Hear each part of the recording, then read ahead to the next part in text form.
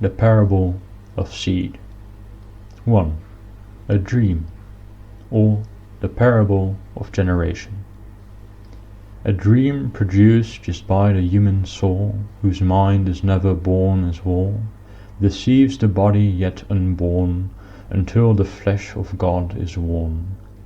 As an unwinged worm does the soul as sperm reside in egg of gold, created for the world. A word flowed forth, and seamen poured 10,000 letters, still unbound in fetters, did they play in Eden, nameless unzufrieden. For peace they had until some chat gave them a fruit, and made them shoot. A spawn or curse, a named curse, when cum was spilled I went red-pilled. When white was gone and green went on, mere red remained, and there I sat, galaxy-brained. And I thought about this matter, because for what purpose was spilled all this baby better? And I remembered Persephone, whom Pluto had raped so dearly, whom the great Plato had chosen for her touching of all motion. For with her springtime rape, tells us Pythagoras the sage, generation was begotten, and came this world so rotten. Death was the only way out, either my own demise or that of the she-wise was needed for my breakout. For fallen from my golden egg, I did not wish to go sub-earth. To me was done the greatest neck, a damned false birth. But yet that queen sat still in hell, seated on the left hand of Hades. And thus I knew that very well I had to enter that realm so shady. But to be the death of death I had to die, to give that bitch her final breath I had to mortify. Thus 50 days I waited, and 50 days I searched, till finally 'twas fated that my circum-heart was scorched. My master namely said when teaching, that only those hearts cleansed of grime were worthy of now closely reaching that place of perpetual peace-time. But I had become a retard, for confusing heaven and hell. I had perpetually scarred my inner holy well.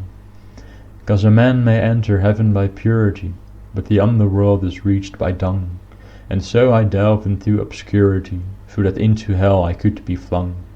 My only wish was just to enter into the chthonic earth's center, to reclaim what I had known, that anagogic stone. 2.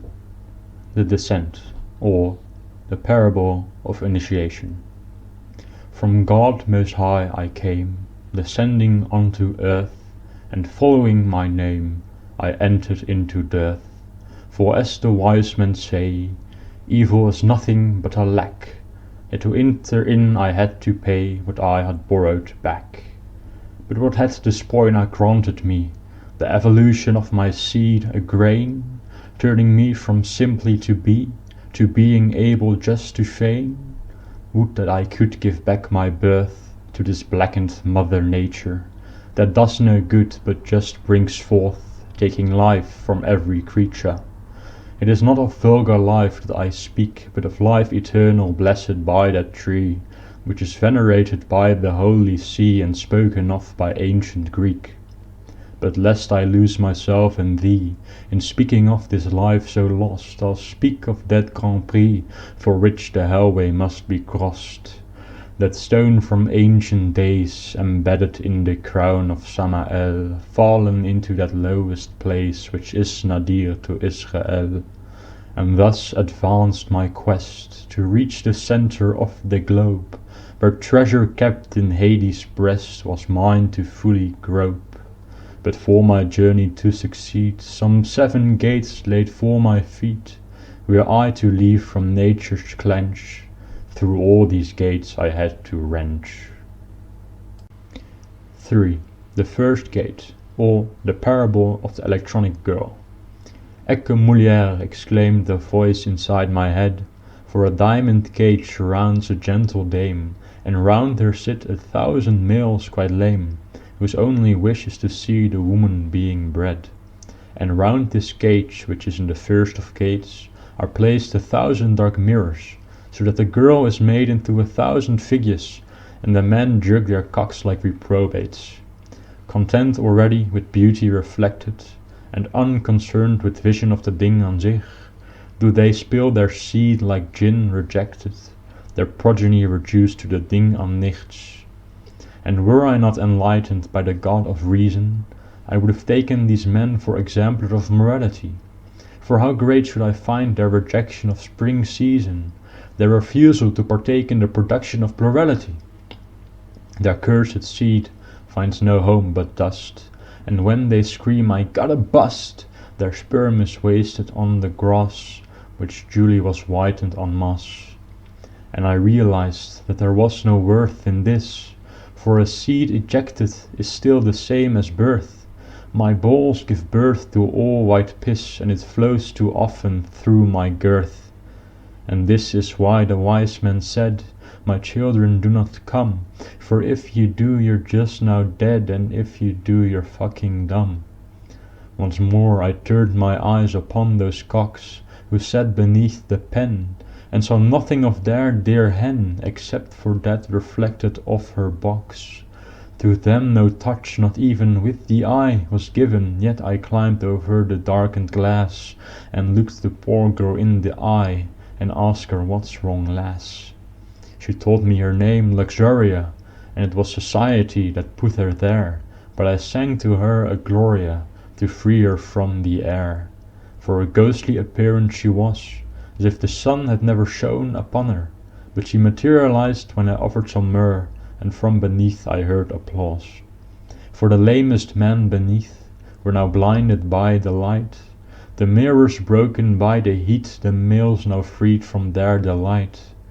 They saw nothing more of the lady, and thus they stopped masturbating.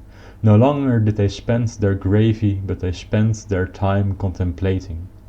The woman thanked me and transformed, and gave me the key to her belt. Her old name now she scorned, and as Castitas that day she dwelt. With this key I opened the gate, and passed on from the man and dame, who no longer fell for bait, but merely contemplated shame. 4. The second gate, or the parable of the electronic consumer. Continuing on from these regrets, I came upon the second door, which showed me how the going gets stuff when a man turns to a corpse. A boy sat in a little chair, and stared into the gateway's roof, from which a corpse hung quite aloof, just chilling in the air. Upon that cursed corpse was seen a mirth of colours, and heard some sounds that never scream, save in the minds of blessed birds. Their source was in the batch of crystals that placed along the gateway's arch. They sprung and smelt like springtime thistles, like thistles grown in months of March. The boy so young, evolved from time, absorbed into himself the more, he slowly sunk in seat of lime, kept watching like the day before. Consume, consume was all he could, not living things but merely death, was what his eyes understood. 1,000 views, 1,000,000 more, repackaged like some shitty meth, was Stonely Boy's life chore. And written on his gaming sheet were just 4 little names. Gaming lyrics YouTube tweets that posted like great claims. I had the urge to free the boy, but crystals stung like thistles, so reach I could not to destroy that corpse, nor had I missiles. But every side has multiple parts, the viewer and the viewed. When one may not be reached with force, the other can be screwed. The boy still paid no look to eye, not even when I took my hands and pushed them into his dear eyes to save him from death's strands. No clamour could escape from him, for it was not his oculus, but mind that kept him dim and separate from that Betelgeuse. But still the boy simply consumed with senses that remained, and were his other senses doomed, his mind would not be drained. Infinity absorbed had he, unending vistas under body, so fantasy can make 1,000,000,000 more, continuing all that was before. The only change is from inside, or underneath, that is. So took the knife and tried to change the words to this: must ever, always, norm these colored gold, and lo and behold, the limestone chair did lose its form. And blind boy sat there free and freed, he unsubscribed and gave me that which he did claim to no more need, a little card quite flat, with numbers on it and a code. I swiped it on the gateway's note and saw the numbers on the back. 168 it said there on the plaque. But know the meaning I did not do. Thus moved I on from this boy too, through gate this second on to the third, I ventured fully undeterred. 5. The third gate, or the parable of the electronic bookseller. A sight of gold engulfed my eyes, for round this port were floating coins, and where the left the right arch joins, buzzed dollars like to horny flies. All did so formed ethereal, for nothing that's material can touch the mammon's hold. Subsist in soul does greed effectively, drawn forth just by the smell of gold, produces soul vasectomy.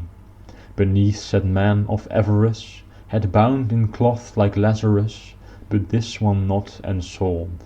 He was writing on papyrus, letters spreading like a virus, his hands quite shook with cold.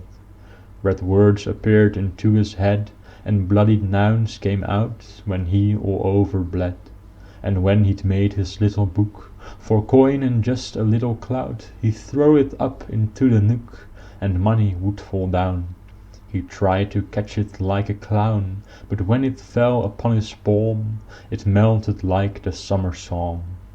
Then back to scribe he was again, there scribbling with his bloody pen, and threw the booklet like a pawn, perpetually so on and on. And I took pity on the seller, for he looked like a nice fella, but his hands caused him to sin. Of doomed Onan was I forewarned, and greed seems lust her evil twin, for both the men are horned. One used his hands to tow the cock, the other to pump penny stock, and now they both are scorned. Approaching greed incarnate, I took the blind boy's card, and put it before him as bait.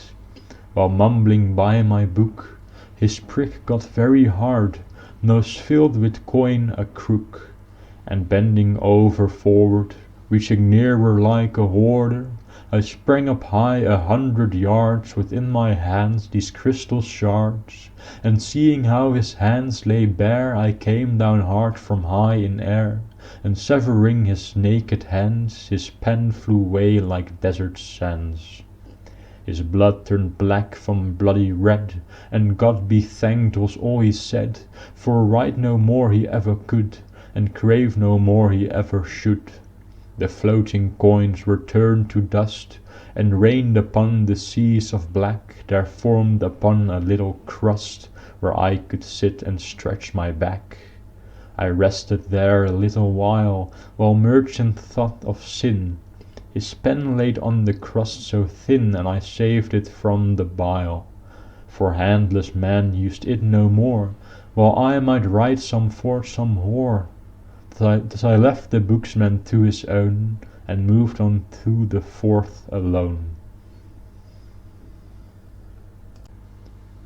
6. The fourth gate, or the parable of the electronic doomer. And then I found myself at rest, but peace did not reside in chest, while sphere of static was not moved, still physis was not yet removed. With this feel of pseudo-peace my travels went and did not cease, until I smelt the stench of a bed where man laid in unwed. He whispered to some little birds, and from the words that I then heard I grasped his mental state, fidelicet castrate. His vital centre absent, he pointed to the birds, and whispered bona haexent, so empty were his words. In them was barely nothing, just vanity and cope. His body lay there rotting, salvation by the rope. Ejaculate flowed from his beak, and heard was blessed are the meek. But who wants then to have this earth that wretched place of nature's birth? For from his cock it could not flow, thus from his mouth came baby dough, which little birds did carry up, and brought back down a little cup. The substance there was tranced, and the man lay there entranced, for white had turned to bloody red, and thus he soiled his little bed. How happy was this soul here then, for trading come made him full zen. His muscles may have atrophy, but he was strong with Acadie. And this he did repeat all day, for such this soul been led astray, that him Boreas could not blow away, no matter how his friends did pray. Sometimes he mumbled 'bout the rope that hung in style of Damocles, but silly was this Attic hope, for here he sat in cursed Hades. He'd speak of exit to the birds, and pity would be back, but seed was there instead of words, and proved was he another hack. I'd gathered faith and love and hope, and walked up to the cripple. With both his arms he tried to grope, and hankered for my nipple. For like a babe he lay there yet, in poo and pee his little bed. For mother's milk he ever yearns, but substitute is what returns. I thought of his attack, and turned him on his back, placed bookman's pen where was his pricker, and now a peg served there as vicar. Then vigour came back to his bone, and black ink came with a loud moan. The birds of blue were turned to mauve, and the bedrid man had had his salve. His vital centre had come back, and like a factory he spilled oil. Industrious man was he in black, and rose from bed of soil. He stood there as a darkened soul, and blessed is this man of coal, for to the flames he was now ripe to be burnt up by archetype. I left coal man to being burned, and I moved on in full unspurned, for awaited me the fifth of all that was here in this grandiose hall. 7. The Fifth Gate, or the Parable of the Electronic Woman-Hater. A flame of black appears to me, and nothingness is what I see, for blinded was I by this gate, a fool I was who took the bait. For being raptured by my thoughts, I did not look for safer spots, and spray upon my eyes did then, thus limiting my tired ken. But hear and feel I could distil, and far away I heard a grill, while heat flowed through my vein. Above the grill there screamed a man, which I think turned him pretty tan. He was not free from chain, which rattled like his skinny bones, as he yelled from the fiery stones, and giggled did some little girls, who danced round him like whitey pearls. Their little steps I heard, and gritted speech was slurred, but his ire was directed at the women here collected, and as I came up close, his words come more verbose, and vociferous and rambunctious, and stentorian and uproarious was his speech and preaching, but harmony was not in there, nor rhythm could he bear, for heat and pain inflamed his self, as if he were some papist guelph. My ears they bled like first-born hymens, until so close I was then silence, for in the eye-hole of the storm the wind-blow gains not never form. As I stood there in the centre of the fire, there was no sound but heat enough, and fully did I understand man's ire, and why he did so chuff. For all the girls surrounding him, he hated them and felt so grim. 'Twas they that fed the grill its call, thus firing up this poor man's soul. And with his screams he gave them more, the girls rejoiced in all his roar, so thus he paid them as a whore, while they did make his throat so sore. This cycle went on for a while, whilst I sat neath the grill so vile, meditating on this soul's salvation, and the dreadful fire's cessation. Thus I came up with the plan, then sure the wetness of this man, with all the tension he'd built up, it'd be easy to make him erupt. So from beneath I slid my finger through the grill, and up his hole until I reached that Mars' hill. Visiting the interior of the earth, I found the hidden stone with mirth. I pressed the occult bump with force, and touching it my sight returned, while rivers flowed like from a horse.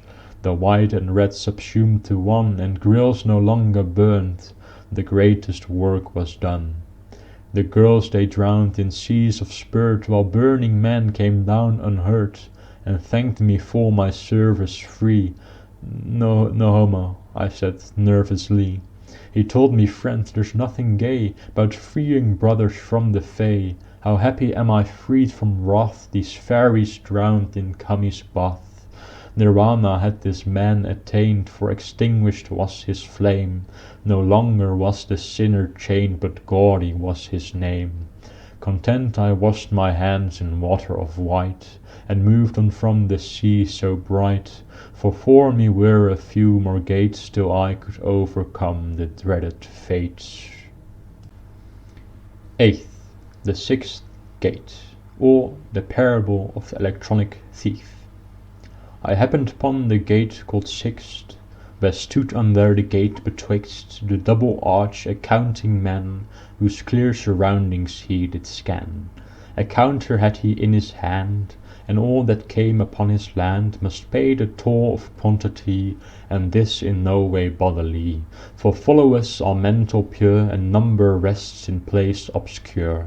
Sub corpus est materiam non advocate, et materia signata quantitate. The man kept counting up always, as if collabs are blessed mores. My influence must spread to him, must shout him out and curse at him. Like all who pass I had to pay to him whose face is grey, whose counting takes all day away his souls astray. For what he counted were not bodies, but merely forms inside his mind, and these still are identical copies, to quality at all he's blind.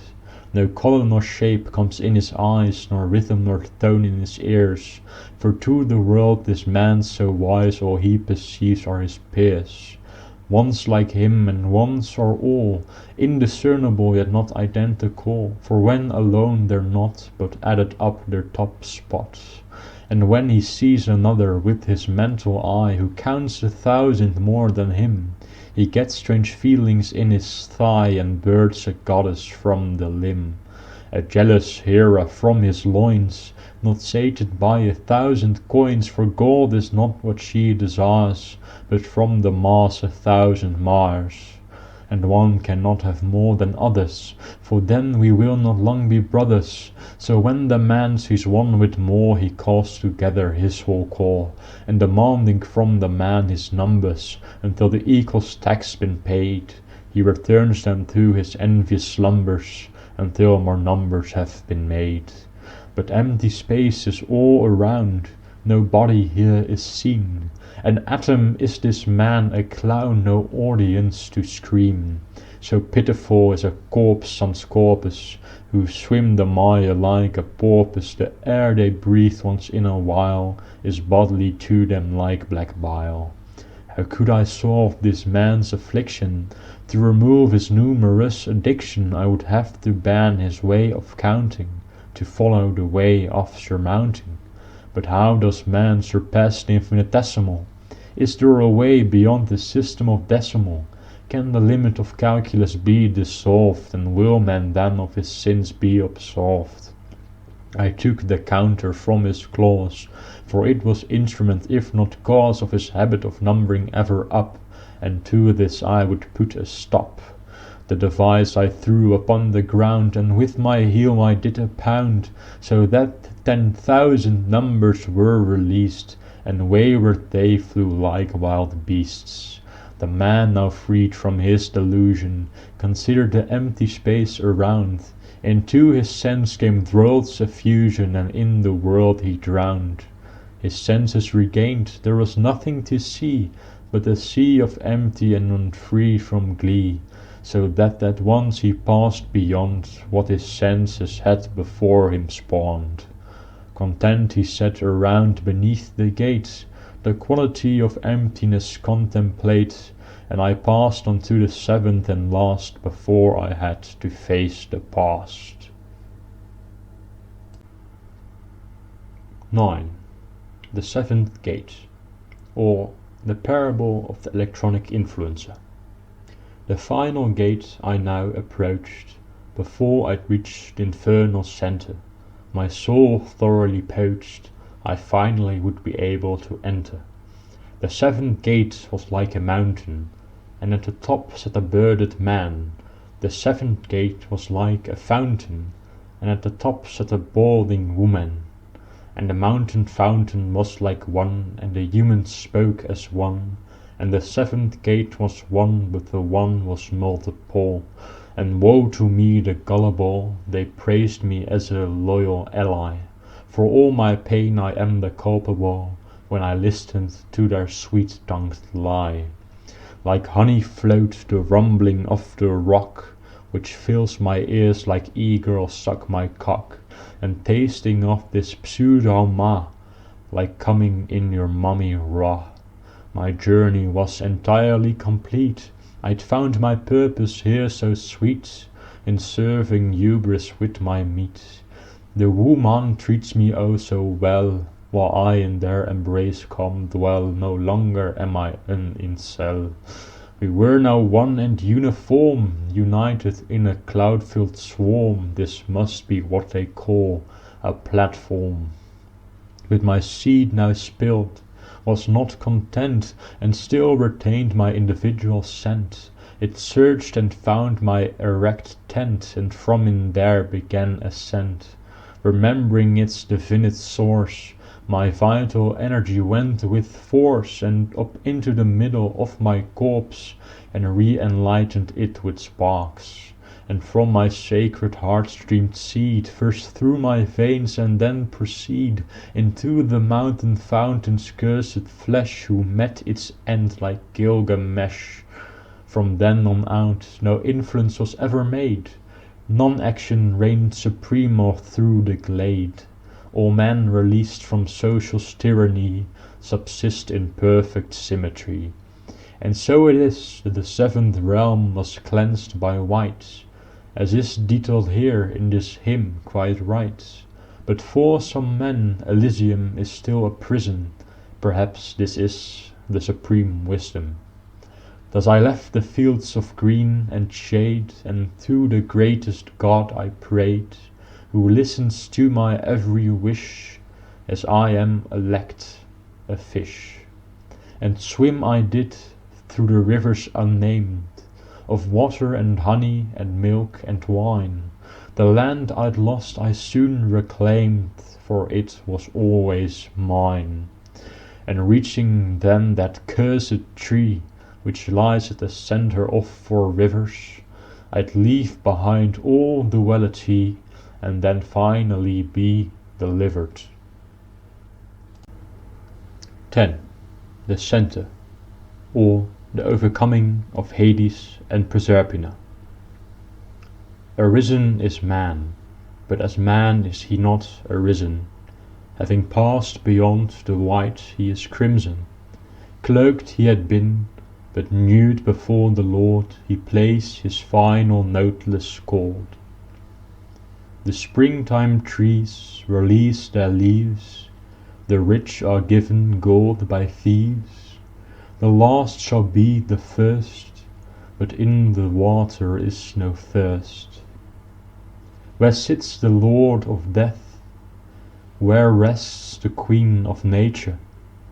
Nothing's here, the Spirit's breath flows not via a single creature. Where travels the hero, who guards the stone? Nothing's here, absolute zero. The Lord is here alone. What seed is spilled, what seed returns? Nothing's here, but not unfilled, the bush here simply burns. There is no fall, but the one that was is mercy, for man must go forth before he comes back. But the groom has no divorcees, and the soul is beautiful yet black.